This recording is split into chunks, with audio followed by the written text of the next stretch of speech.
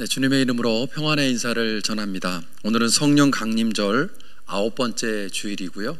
온라인으로 저희들이 예배를 드리는 21번째 주일입니다.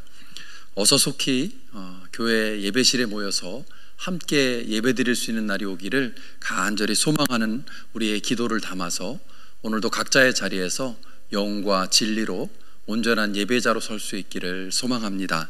다 함께 찬송 15장 하나님의 크신 사랑, 통일 찬송 55장 부르시면서 예배 시작하겠습니다.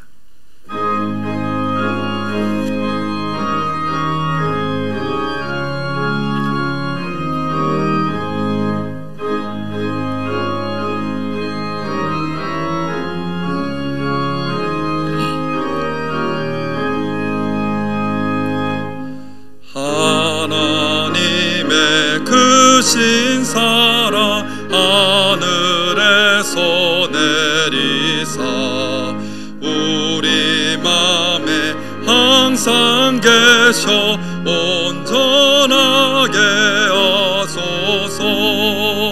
우리 주는 자비하사 사랑 무한하시니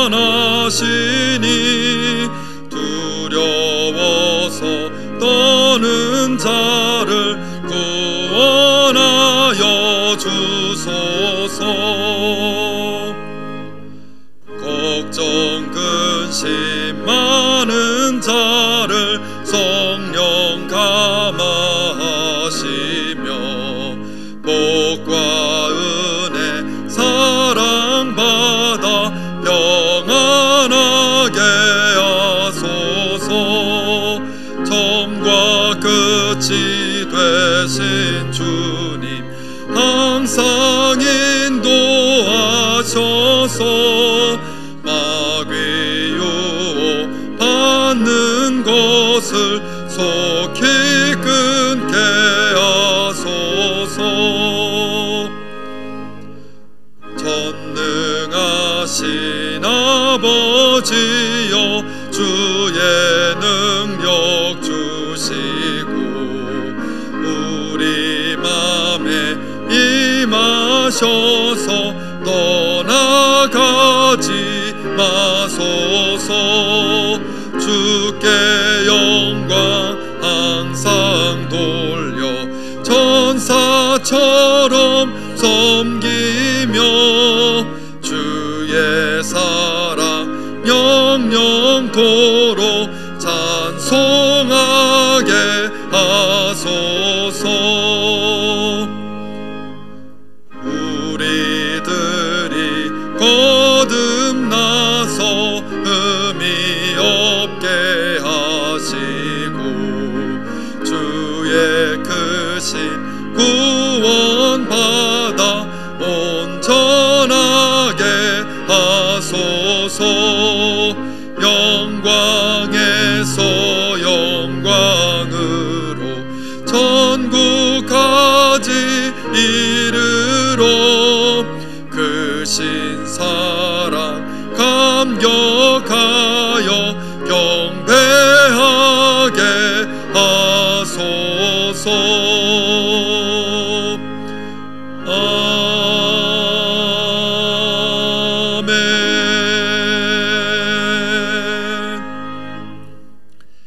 여호와를 즐거워하라. 찬송은 정직한 자들이 마땅히 할 바로다. 여호와의 말씀 정직하며 그가 행하시는 일은 다 진실하시도다. 온 땅은 여호와를 두려워하며 세상의 모든 거민들은 그를 경외할지어다. 아멘. 다 함께 마음을 모아서 한 목소리로 회중의 공동기도 올려드리겠습니다. 예수님을 통해 우리에게 은혜의 해를 선포하신 하나님, 예수님께 주님의 영으로 기름을 부으셨던 것처럼 우리에게도 주님의 성령을 충만하게 내리시옵소서. 성령의 이끌림을 따라 주님이 맡기신 일들을 섬기는 주님의 동역자가 되도록 인도하옵소서. 예수님의 이름으로 기도합니다. 아멘.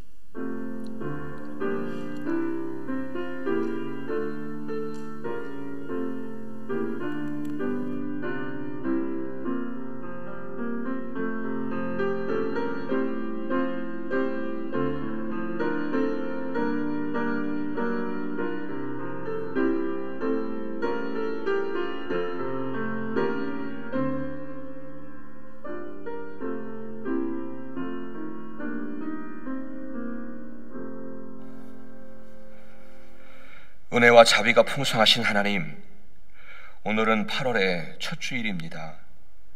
지금까지 인도해 주신 그 크신 은혜에 감사하며 8월의 이 첫 주일 예배를 올려드립니다.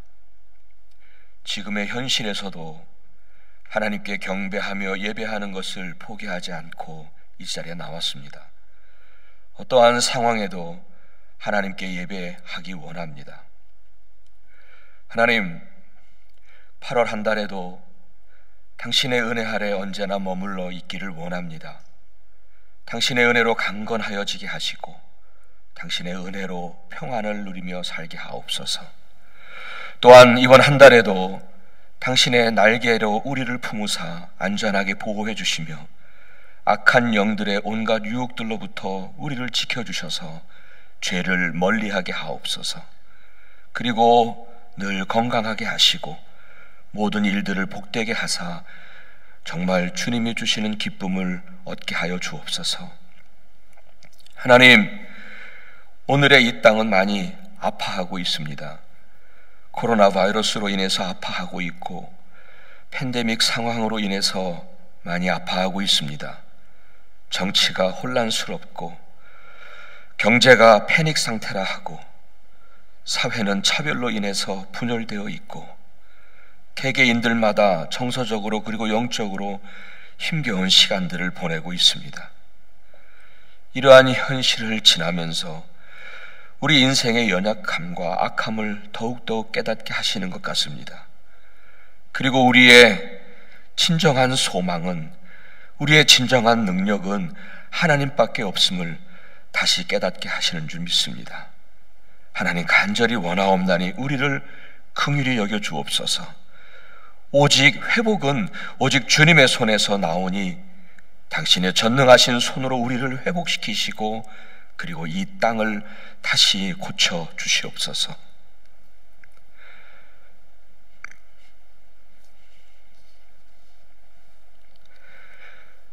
또한 우리의 육신의 정욕과 안목의 정욕과 이생의 자랑을 용서하여 주옵소서. 알게 모르게 죄의 도구로 살았음을 용서하여 주옵소서. 거룩하지 못했고 정결하지 못했던 죄악들을 용서하여 주옵소서. 나는 죄 없다 하는 그 죄를 용서하여 주옵소서.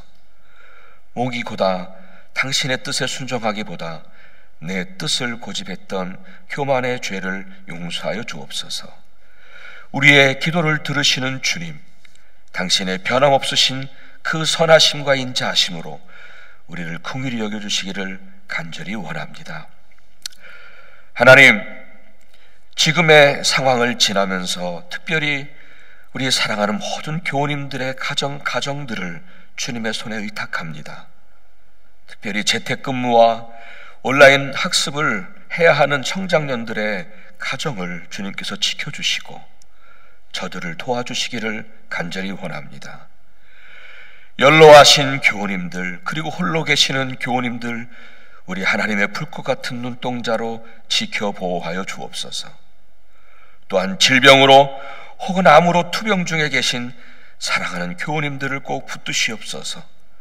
그분들 한 분 한 분마다 주님을 온전히 신뢰하게 하시고 주님의 평안을 주시옵고 주님의 은혜로 마음과 육신의 치유와 회복을 경험하는 정말 은혜의 날들 맞이할 수 있도록 주님 도와주시옵소서.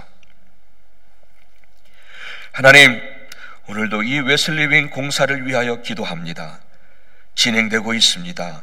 마칠 때까지 우리 하나님의 은혜로 안전하며 잘 진행될 수 있도록 주님 도와주옵소서. 오늘도 주님의 말씀을 나눌 때에 각각의 내주하시는 성령님께서 그 마음과 그 생각 속에 당신의 뜻을 알고 깨닫는 또 다른 은혜의 시간이 될 수 있도록 주님 도와주시옵소서. 우리의 예배를 받으시기에 합당하신 하나님, 오늘도 드려지는 이 예배가 주님을 기쁘게 하는 복된 예배 되게 하여 주옵소서. 여러분, 지금 이 시간에는 우리가 먼저 주 앞에, 십자가 앞에 우리의 죄인됨을 진실하게 고백하며 나아가는 시간을 갖기를 원합니다. 침묵 가운데 주님의 긍휼과 은혜를 구하며 우리의 모습 그대로 십자가 앞에 나아가는 시간 갖도록 하겠습니다. 함께 기도합니다.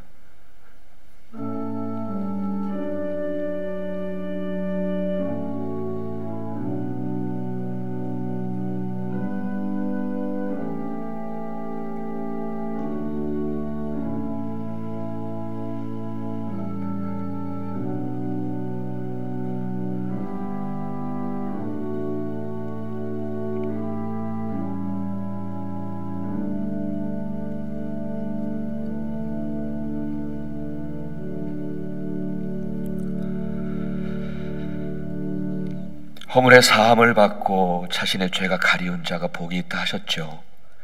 예, 우리의 허물들 참 많은데 그것을 주님의 보혈로 다 사해 주시고 가리워 주시는 그 큰 은혜를 받았습니다. 우리 그 큰 은혜 가운데 주님께 경배하는 시간 되어지기를 원합니다. 이제 우리 함께 주님이 가르쳐 주신 기도 함께 올려드리겠습니다. 하늘에 계신 우리 아버지여, 이름이 거룩히 여김을 받으시오며 나라가 임하시오며 뜻이 하늘에서 이루어진 것 같이 땅에서도 이루어지이다.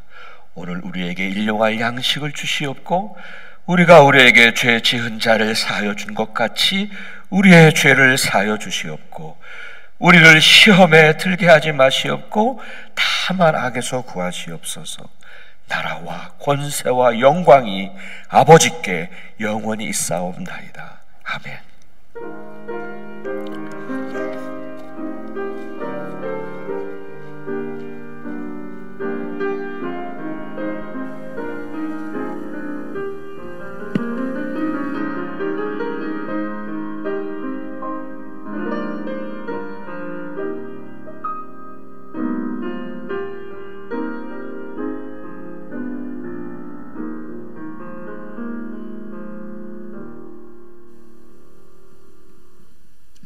다 함께 찬송 302장, 통일 찬송 408장, 내 주 하나님 넓고 큰 은혜는 함께 찬양하시겠습니다.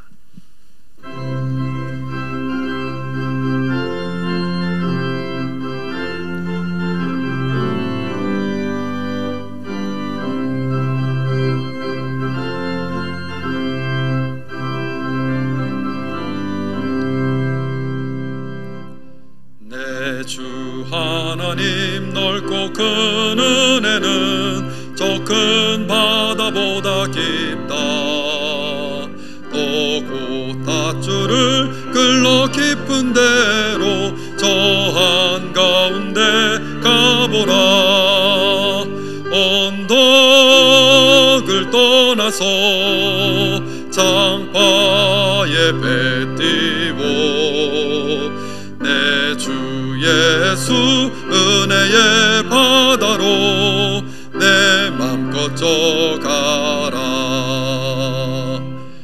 왜 너 인생은 언제나 거기서 저 큰 바다 물결 보고 금인 모르는 깊은 바다 속을 한 번에 하려 안 보나. 언덕을 떠나서 장파에 배 띄워 내 주 예수 은혜의 바다로 내 맘껏 져가라. 많은 사람이 얕은 물가에서 저 큰 바다 가려다가 찰싹거리는 작은 파도 보고 마음 약하여 못 가네. 언덕을 떠나서 장파에 배 띄워 내 주 예수 은혜의 바다로 내 맘껏 져가라. 자 곧 가거라 이제 곧 가거라 저 큰 은혜 바다 향해. 자 곧 내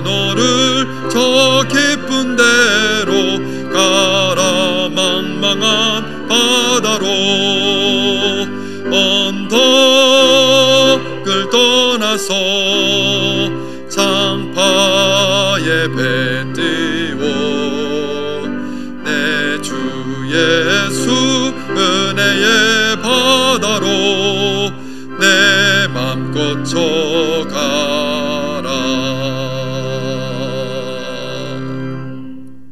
고유건 집사님께서 나오셔서 하나님의 말씀 봉독해 주시겠습니다.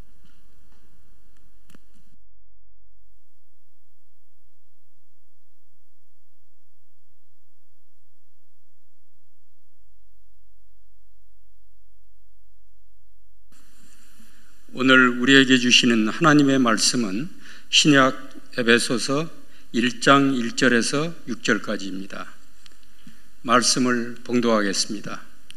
하나님의 뜻으로 그리스도 예수의 사도가 된 나 바울이 에베소에 사는 그리스도 예수를 믿는 성도들에게 이 편지를 씁니다. 우리 아버지 하나님과 주 예수 그리스도께서 내려주시는 은혜와 평화가 여러분에게 있기를 빕니다. 우리 주 예수 그리스도의 하나님 아버지를 찬양합시다. 하나님께서는 그리스도 안에서 하늘에 속한 온갖 신령한 복을 우리에게 주셨습니다. 하나님은 세상 창조 전에 그리스도 안에서 우리를 택하시고 사랑해 주셔서 하나님 앞에서 거룩하고 흠이 없는 사람이 되게 하셨습니다. 하나님은 하나님의 기뻐하시는 뜻을 따라 예수 그리스도를 통하여 우리를 하나님의 자녀로 삼으시기로 예정하신 것입니다. 그래서 하나님이 하나님의 사랑하시는 아들 안에서 우리에게 거저주신 하나님의 영광스러운 은혜를 찬미하게 하셨습니다.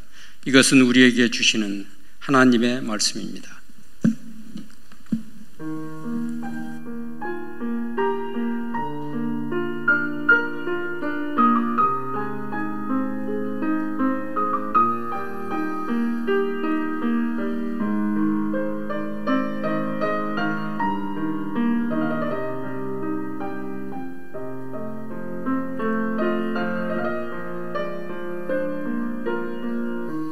참 좋으신 주님, 귀하신 나의 주, 늘 가까이 계시니 나 두려움 없네.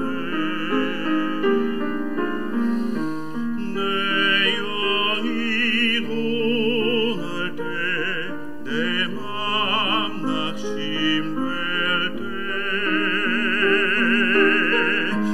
내 품에 안기라 주님 말씀하셨네.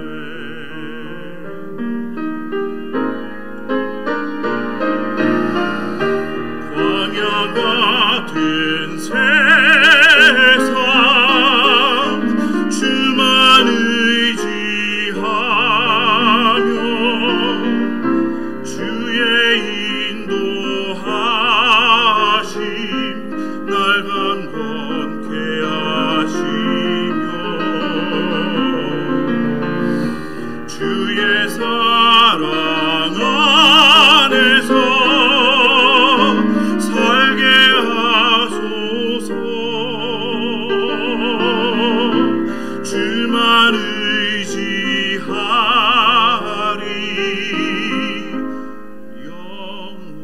영원토록.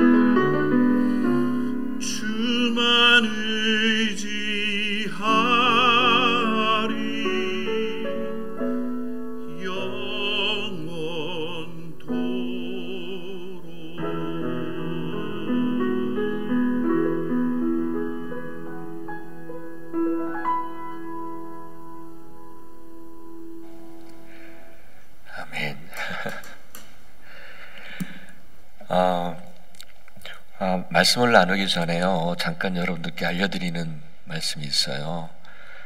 사실 여러분들도 알고 계시리라고 생각합니다만, 사실 오늘부터 주일 현장 예배를 재개하려고 하는 계획이 있었는데 그 계획을 보류하게 됐습니다.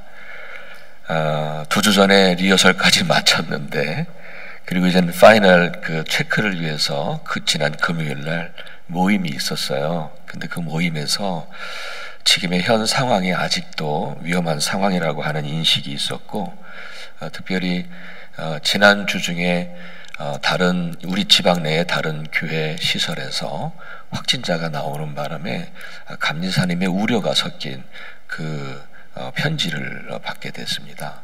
그래서 이런 상황 저런 상황을 좀 심각하게 논의하다가 오늘부터 계획된 현장 예배를 일단은 보류하기로 했습니다.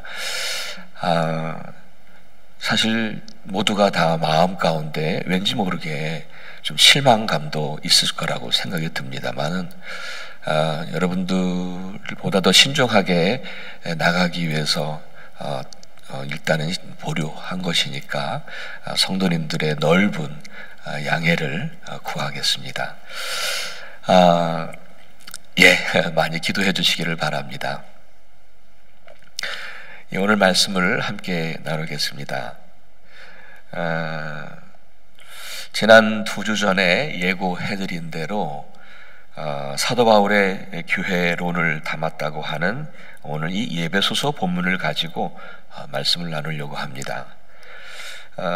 저와 함께 이제는 에베소서 묵상을 하게 될 텐데, 그 묵상하는 중에 교회의 본래적인 의미, 또 성경적인 의미를 보다 깊이 느낄 수 있는 시간이 되었으면 좋겠고요. 그리고 우리 각자가 주님의 교회로서 어떻게 살아야 할지를 다시 한번 점검해보는 그런 시간들이 됐으면 좋겠습니다. 일반적으로 에베소서의 내용을 6장까지 있는데 그 내용을 크게 둘로 구분을 하더라고요. 쭉 읽어보면 여러분도 금방 아실 거예요. 1장부터 3장까지는 이론적인 부분이에요. 그러니까 사도 바울의 그 깊은 철학적인 배경을 담아서 교회와 그 다음에 복음을 설명해 주고 있죠.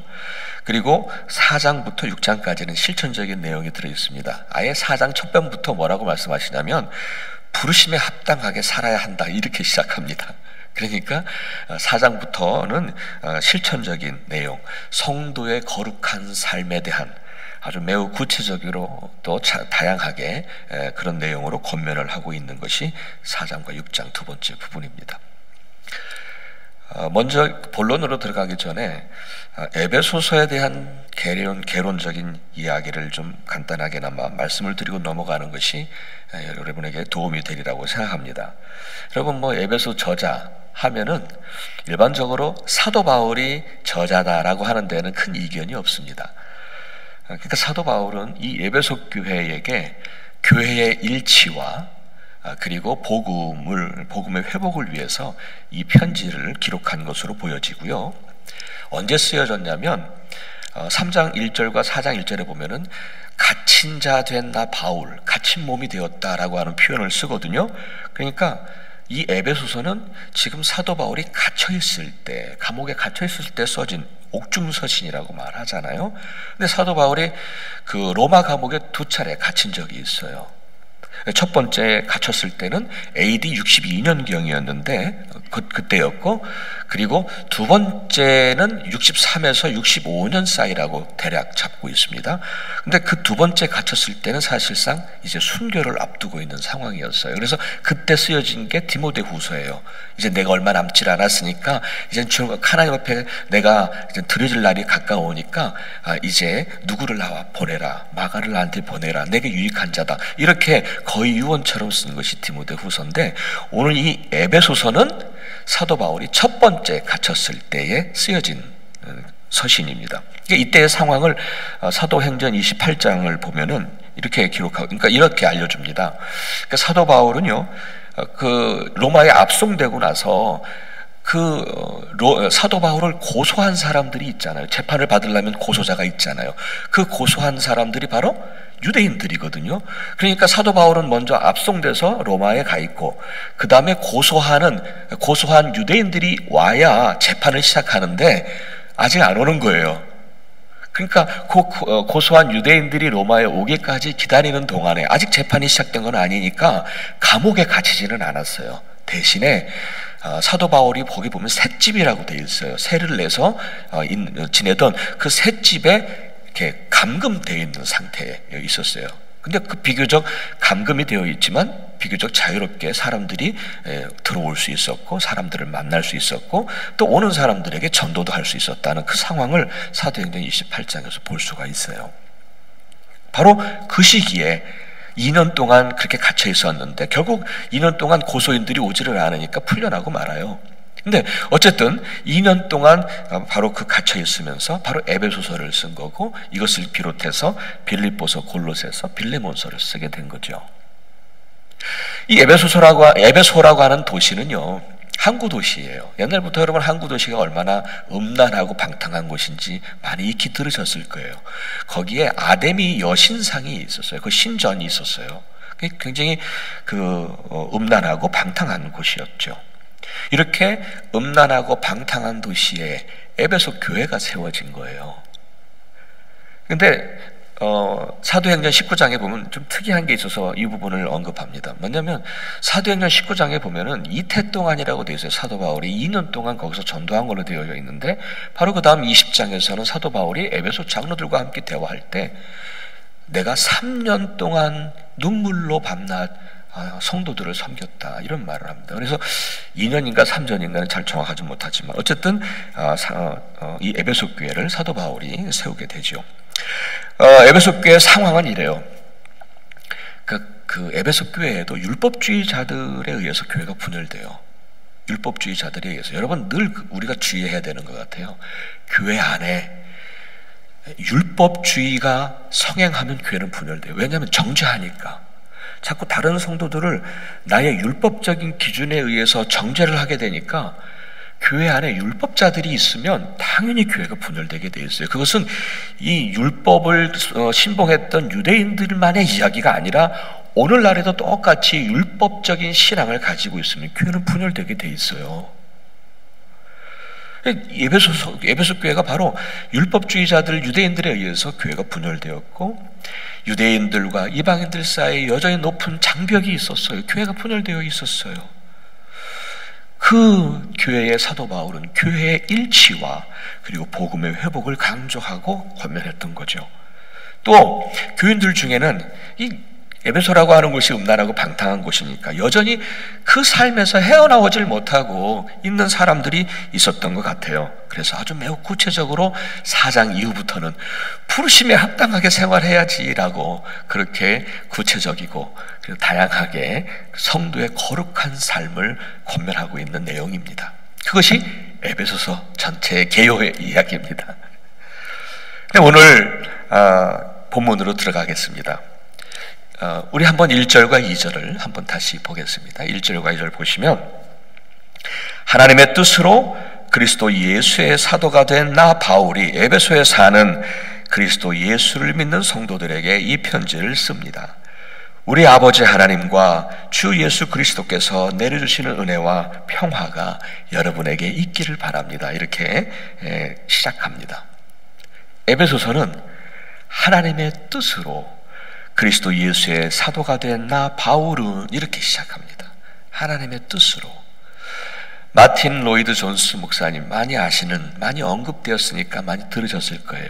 그 목사님의 이 부분을 강의하면서 이렇게 얘기해요. 에베소서가 하나님이라고 하는 단어로 시작했다. 마찬가지로 우리도 언제나 하나님으로 시작해야 한다라고 그렇게 말합니다. 우리는 하나님을 말하면서도 하나님을 말하고 있지만 실상 우리들의 모습을 보면 하나님을 잊어버린 생활, 하나님을 우선으로 하기보다는, 그분으로 시작하기보다는 어떻게 보면 내 현실에 더 초점이 맞추어진 생활들, 하나님 우리는 말하고 있지만 그분이 나의 중심이 아니라 내 생각과 나의 판단이 중심이 되어진 나 중심적인 삶. 그러니까 그렇게 살다 보니까 삶이 어둡고 영혼과 마음이 평안을 잃어버리고 산다는 거예요. 이런 어두운 삶은 바로 우리가 하나님으로 시작하지 않았기 때문에 라고 말합니다. 그래요. 우리는 하루도 하나님으로 시작하기 위하여 새벽을 깨우시는 분들이 있어요. 하루도 하나님으로 시작하려고. 그리고 여러분 잘 많이 들으셨던 거죠. What would Jesus do?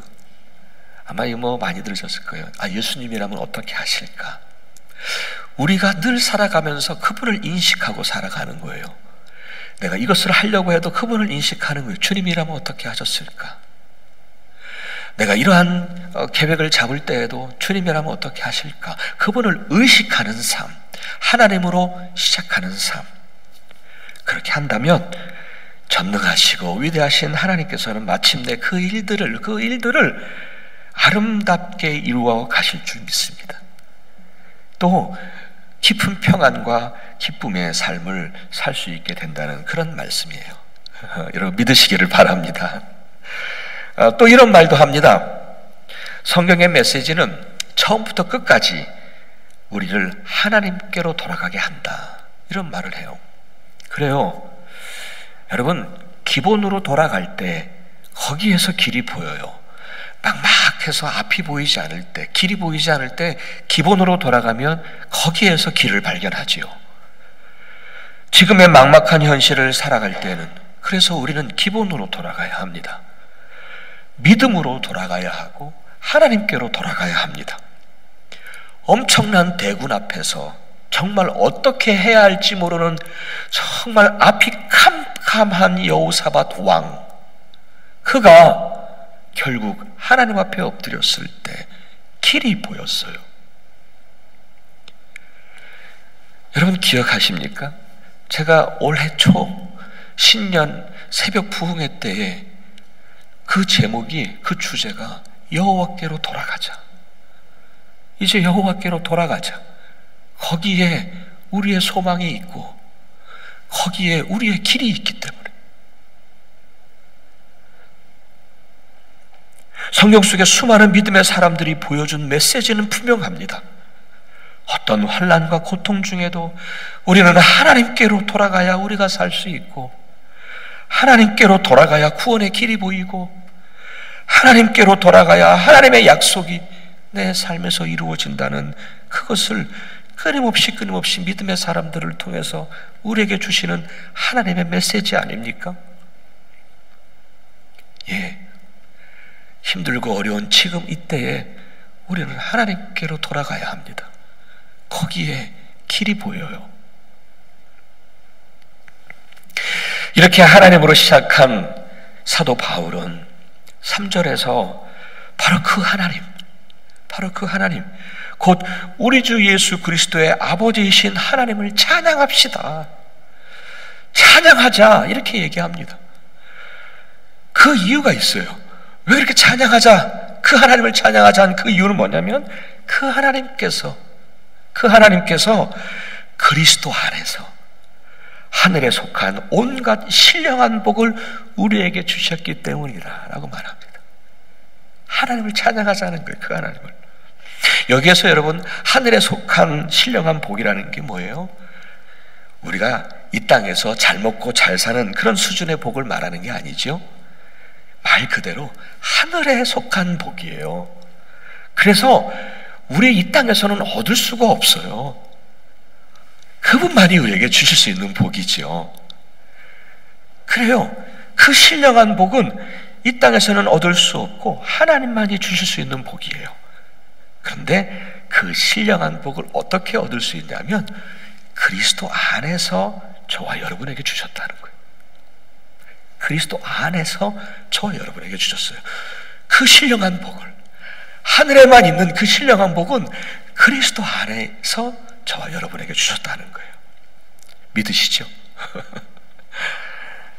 하지만 우리가 이미 받은 그 하늘의 신령한 복을 그리스도 안에서 우리에게 주셔서 우리가 이미 얻은 그 신령한 복을 누리려면, 복을 주셨는데요, 그것을 누리려면 오늘 우리는 또한 그리스도 안에 있어야 한다는 거예요. 그렇지 않으면 그리스도 안에서 이미 받은 하늘의 신령한 복을 누리지를 못하더라고요. 요한복음 15장에서 바로 그 말씀을 하시는 것 같아요. 예수님 이런 말씀 하셨잖아요. 내 안에 거하라. 나도 너희 안에 있겠다. 가지가 포도나무에 붙어있지 않으면 스스로 열매를 맺을 수 없듯이 너희도 내 안에 있지 않으면 스스로 열매를 맺을 수 없다. 사람이 내 안에 있고 내가 그 안에 있으면 그는 열매를 많이 맺는다. 예, 마치 포도나무의 수액이 가지로 전달되듯이 우리도 그리스도 안에서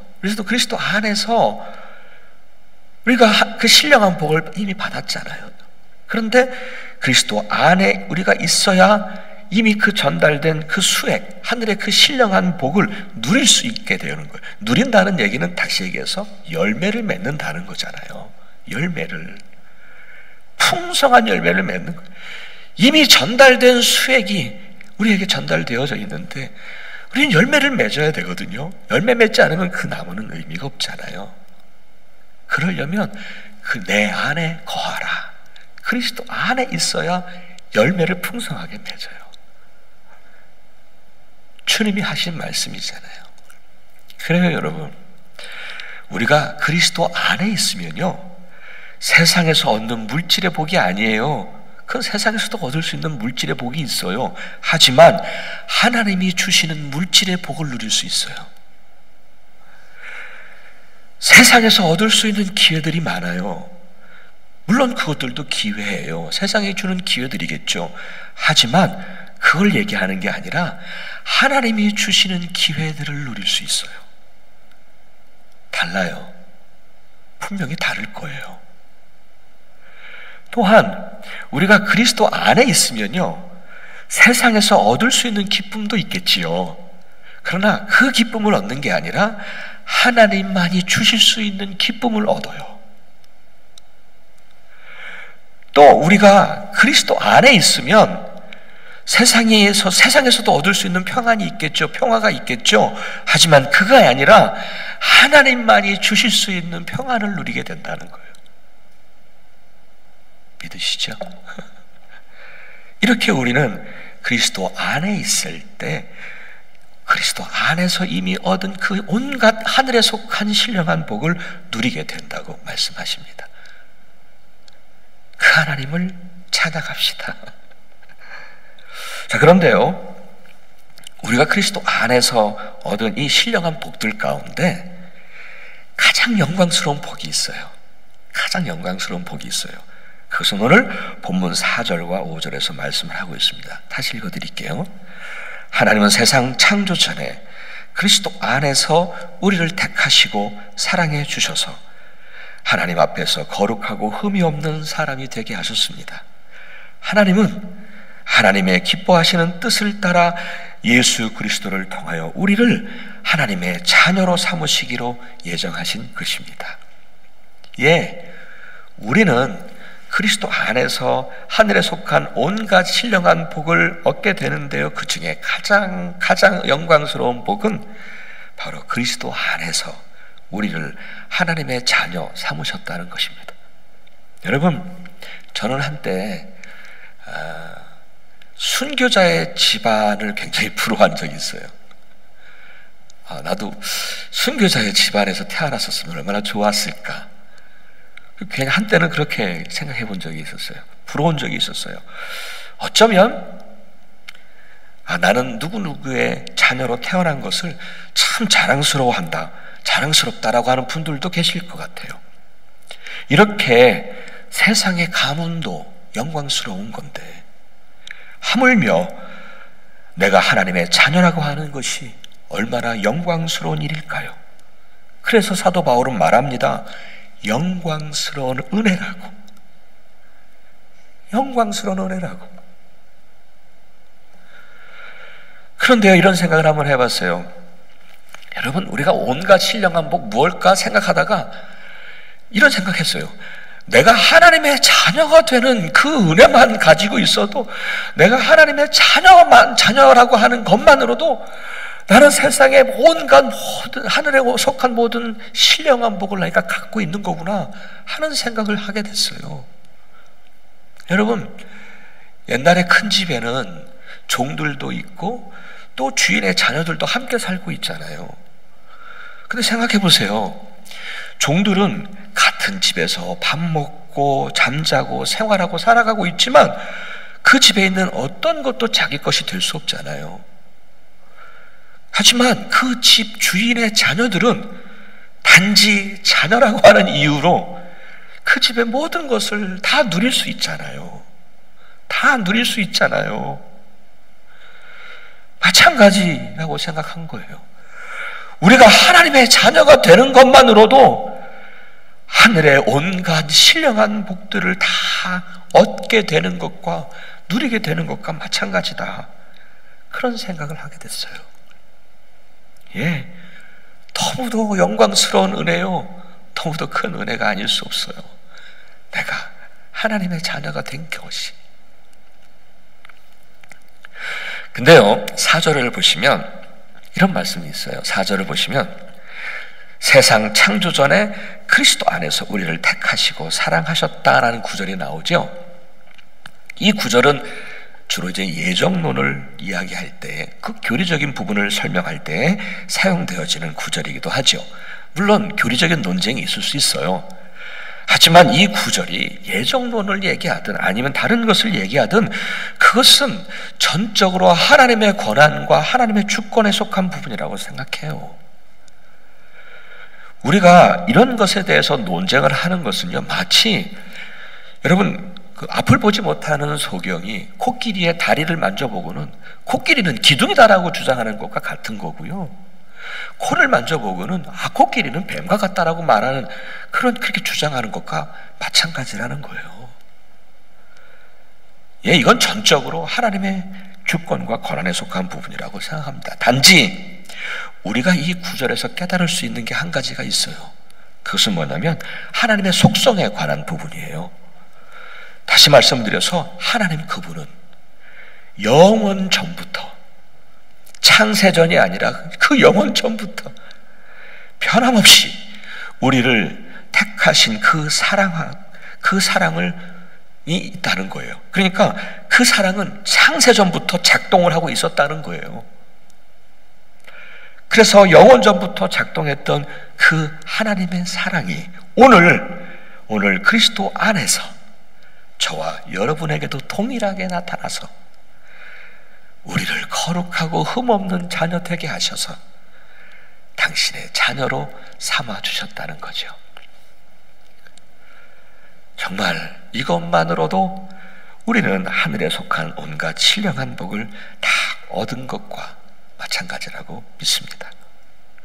이제 6절에서, 마지막 오늘 6절에서 이런 말씀으로 끝을 맺을 수 있어요. 그래서 하나님의 사랑하시는 그 아들 안에서, 그리스도 안에서 우리에게 거저 주신 하나님의 영광스러운 은혜를 찬미하게 하셨습니다. 예, 그리스도 안에서 저와 여러분을 거룩하고 흠없는 사람 되게 하셔서 우리를 당신의 자녀로 삼아주신 그 은혜, 그 거저 주신 은혜는 얼마나 영광스러운 은혜인지요. 요한복음 1장에서는 하나님의 자녀가 되는 권세 혹은 특권이라고 말합니다. 하나님의 자녀가 되는 권세, 특권이라고 말합니다. 그 영광스러운 은혜를 거저 받은 저와 여러분에게 그 은혜를 찬양하게 하셨습니다. 사랑하는 여러분, 오늘 말씀을 이렇게 마무리하고 싶습니다. 하나님께서는 그리스도 안에서 저와 여러분을 하늘의 신령한 온갖 복들을 주셨습니다. 근데 그 중에 가장 영광스러운 복은 우리를 당신의 자녀 삼아 주셨다는 것입니다. 그리스도 안에서 우리에게 거저 주신 영광스러운 은혜입니다. 그 영광스러운 은혜에 감사하고 감격하며 그 은혜를 찬양하는 사람들, 그들이 바로 교회입니다. 그들이 바로 교회입니다. 사랑하는 여러분, 지금의 이 어려운 시기에도 그 은혜를 기억하며 찬양하게 하십니다. 그 은혜를 기억하며 찬양하라 하십니다. 그 하나님께 찬양합시다. 여러분이 있는 그곳에서 하나님께 영광을 돌리는 교회가 되십시오. 이 영광스러운 은혜를 받은, 그래서 하나님을 영화롭게 하는 있는 곳에서 주님의 교회가 되십시오. 그래서 정말 이 영광스러운 은혜에 감격하고 감사하며 그 은혜를 찬양하며 사시는 여러분 한 분 한 분 진정한 주님의 교회가 되시기를 축복합니다. 우리 영혼과 마음을 풍성케 하시는 그 은혜를 여러분 모두 한 분 한 분 위에 더하여 주시기를 주님의 이름으로 간절히 축원합니다. 아멘. 기도하겠습니다.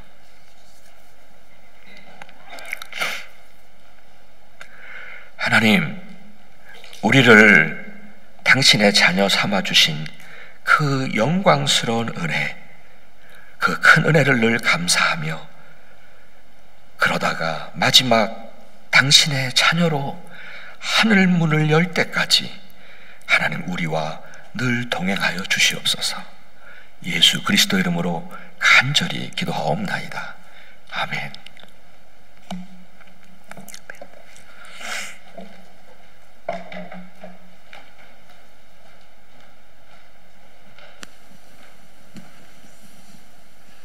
네, 교회 소식 전해드리겠습니다. 오늘도 온라인으로 예배를 함께 하고 계신데요. 오전 8시 그리고 오전 10시에 두 번에 걸쳐서 한화권 성인 예배를 드리고 오전 10시와 또 12시에 어린이부 청소년부 예배를 온라인을 통해서 드립니다. 특별히 오늘부터는 청년부 예배도 오전 10시에 줌을 통해서 새롭게 예배를 시작합니다. 주변에 있는 청년들에게, 자녀들에게 안내해 주셔서 함께 예배할 수 있도록 도와주시기를 부탁드립니다.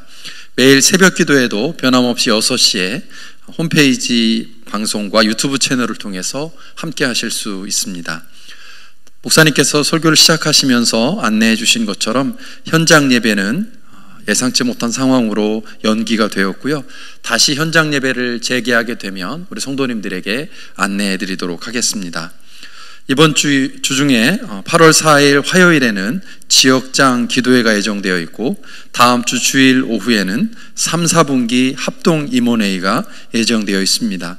특별히 합동임원회와 관련된 보고서와 안건은 오늘까지 이메일로 제출해 주시기를 부탁드립니다. 어린이부에서 진행 중이었던 Virtual VBS가 이번 주까지 진행이 됩니다. 은혜롭게 잘 마무리될 수 있도록 기도해 주시고 또 아이들 안내해 주시기를 부탁드립니다. 다 함께 주변에 있는 가족들 또 함께 예배드리신 분들과 인사 나누는 시간 가지면 좋겠습니다. 오늘 주신 말씀을 기억하면서 하나님의 자녀된 은혜 기억하고 찬양합시다 하고 인사 나누면서 격려해 주시면 좋겠습니다. 하나님의 자녀된 은혜 기억하고 찬양하시기 바랍니다. 감사합니다. 다 함께 찬송 620장 부르신 후에 담임 목사님 축복 기도로 예배를 마치도록 하겠습니다.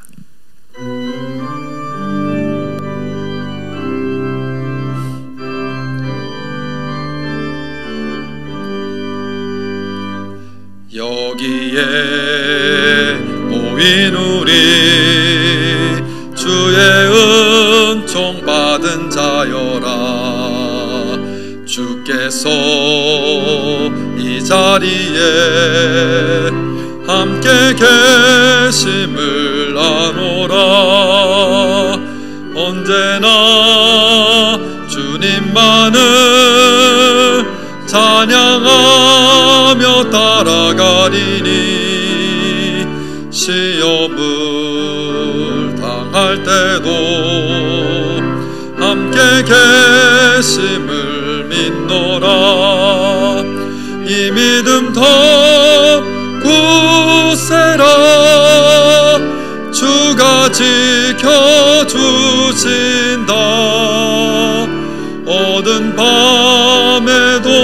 주의 밝은 빛 인도하여 주신다.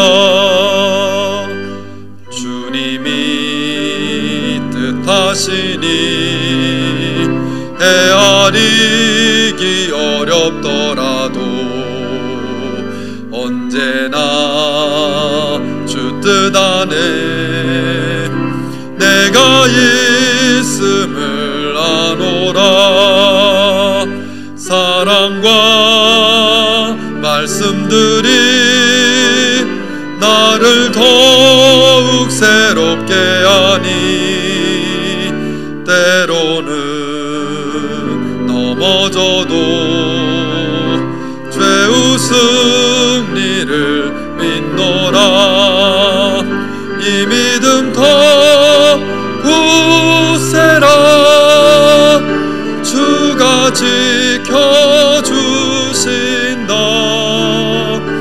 어두운 밤에도 주의 밝은 빛 인도하여 주신다.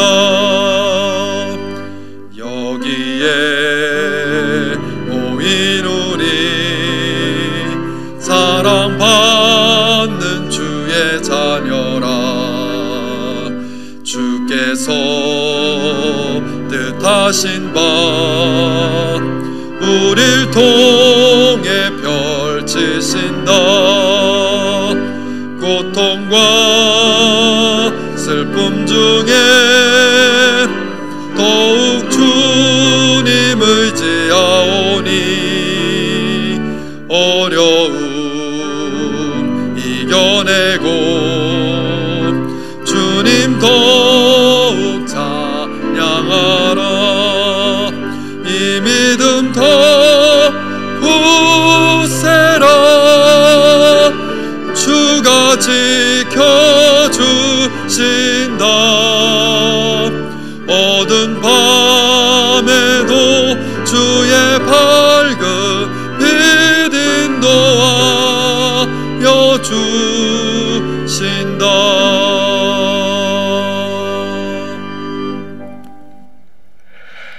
오늘 우리는 고백합니다. 우리는 주님의 사랑받는 자녀임을, 그 영광스러운 은혜의 그 크신 은혜 받은 자임을 고백합니다. 그리고 그 믿음을 더욱 굳세게 하고 이 세상 속으로 다시 나아갑니다. 하나님, 우리와 함께하여 주옵소서. 오늘도 정말 진정과 신령으로 드려지는 이 귀한 예배 주님께서 받아주신 줄 믿습니다. 그리고 또 구별해서 드려진 귀한 예물도 주님께서 기쁘게 받아주신 줄 믿습니다. 이 드려진 예물은 우리 하나님의 마음이 있는 곳에 쓰여지는 정말 거룩하고 복된 예물 되게 하시고, 드려진 손길들을 주님께서 축복해 주시옵소서. 이제는 우리의 구세주요, 우리의 진정한 능력이 되신 예수 그리스도의 은혜와 하늘 아버지의 무한하신 사랑하심과 성령님의 감동하시는 은혜가 우리 사랑하는 모든 성도님들 발걸음 발걸음, 그리고 가정 위에, 그리고 이 나라와 우리 한국 위에, 그리고 전 세계 위에 이제부터 영원토록 늘 함께 하시기를 우리 주님 예수 그리스도 이름으로 간절히 축원하옵나이다. 아멘.